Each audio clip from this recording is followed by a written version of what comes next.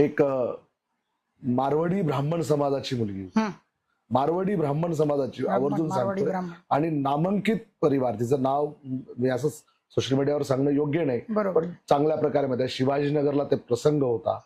अक्षरशः रात्रीचे 2 वाजले होते, मला फोन आला की असं असं प्रकरण आहे आणि इथं मुलगी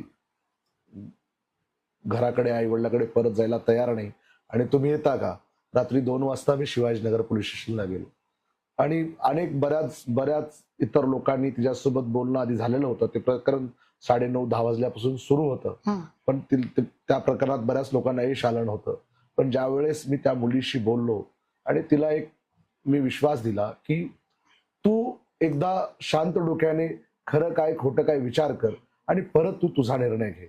म्हणून मी असं एकदम तिला विश्वासात घेऊन, तिला बोलून रात्री 2:30-3 वाजता मी तिला माझ्या गाडीत घेऊन तिला मी माझ्या घरी घेऊन गेलो.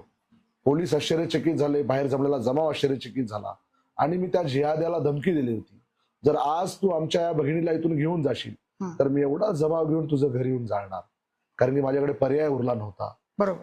कायद्याच्या दृष्टीमध्ये मुलीचं वय 18 वर्ष झालं की पुन्हा ती सज्ञान असते आणि तिला तिचा पूर्ण अधिकार असतो.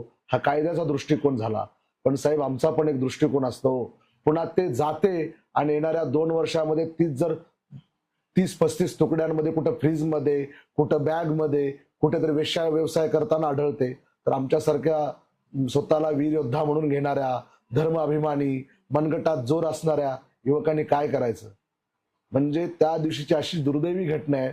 मी तिला घरी घेऊन गेलो. ती मुलगी माझ्या घरी 7 दिवस राहिली. मी 7 दिवस माझ्या मुलीसोबत तिला ठेवलं, माझ्या पत्नीसोबत तिला ठेवलं. माझ्या पत्नीनं तिला चांगल्या प्रकारे समजून सांगितलं. पण ते दुर्दैव असं झालं की ती मुलगी निघून गेली आणि ज्यावेळेस मला तिच्यापाशी बसल्यानंतर, तिच्याशी बोलताना तिनं मला काही व्यथा सांगितल्या. तिचे वडील पहिल्यांदा वारले, परत आई वारली. आई वडील वारल्यानंतर फक्त हे बहीण भाऊ दोघच आणि एक आजी होती. आजी या दोघांचा सांभाळ करायची. तो भाऊ नावाचा माणूस, तो तिच्याकडे कधी तिला आवडीनं, म्हणजे तुझा जन्मदिवस आहे का, तुला आज काय खायला आवडतंय, तुला आईस्क्रीम आणू का, तुला लस्सी आणू का, असं कधीही नाही विचारला, असं तिचं म्हणणं होतं.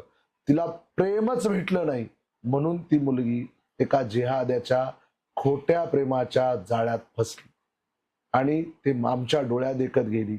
मला सगळ्यात जास्त त्या दिवशी यातना झाल्या आणि माझे या माध्यमातून एकच म्हणणं आहे की आपल्या